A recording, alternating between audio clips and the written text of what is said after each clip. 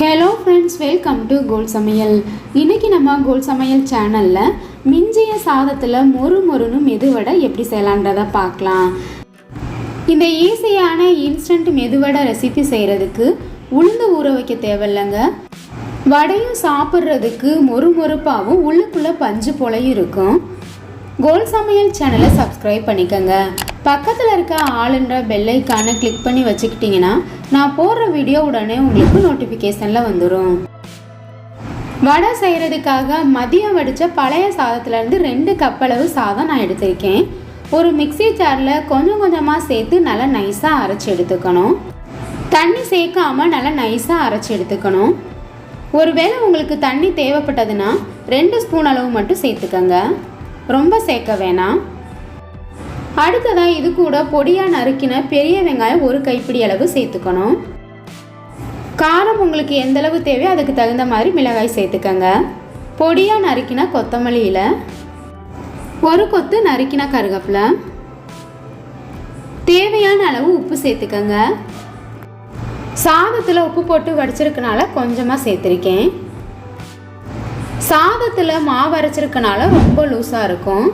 வடை மாவு பதம் வர வரைக்கும் அரிசி மாவை கொஞ்சம் கொஞ்சமாக சேர்த்து நல்லா பிசைஞ்சுக்கோங்க. எனக்கு 2 கப் அளவு சாதத்துக்கு 1/2 கப் அளவு அரிசி மாவு தேவைப்பட்டுச்சு.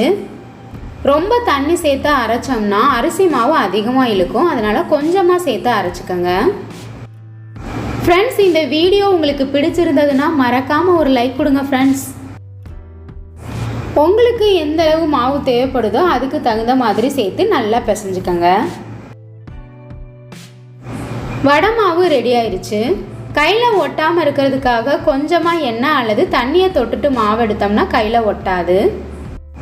வடை எந்தளவு பெருசாவோ அல்லது சின்னதாவோ வேணுமோ அதுக்கு தகுந்த மாதிரி மாவு அள்ளிட்டு வடையெல்லாம் நம்ம எப்படி தட்டி போடுவோமோ அது போல் நல்லா தட்டிட்டு சின்னதாக ஓட்டை போட்டு எண்ணெயில் போட்டு பொரிச்சு எடுத்துக்கலாம்.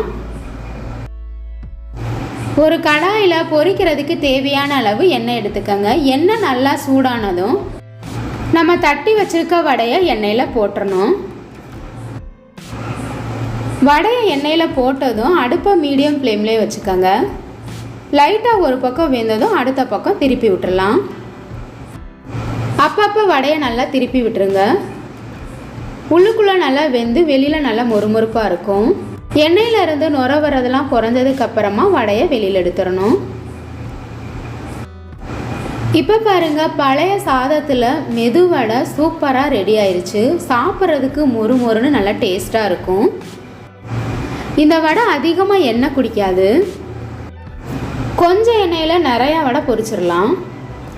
இதே போல் நீங்களும் இந்த ரெசிப்பியை ட்ரை பண்ணி பாருங்கள். உள்ளுக்குள்ளே மெதுவடை மாதிரி பஞ்சு போல் இருக்கும். இந்த வீடியோ உங்களுக்கு பிடிச்சிருந்தா கோல் சமையல் சேனலை சப்ஸ்கிரைப் பண்ணிக்கோங்க. வீடியோ பிடிச்சிருந்ததுன்னா மறக்காமல் ஒரு லைக் கொடுங்க ஃப்ரெண்ட்ஸ். கமெண்ட் பண்ணுங்கள், ஷேர் பண்ணுங்கள். பக்கத்தில் இருக்க ஆளுன்ற பெல் ஐக்கானை கிளிக் பண்ணி வச்சுக்கிட்டிங்கன்னா நான் போடுற வீடியோ உடனே உங்களுக்கு நோட்டிஃபிகேஷனில் வந்துடும். Thank you friends.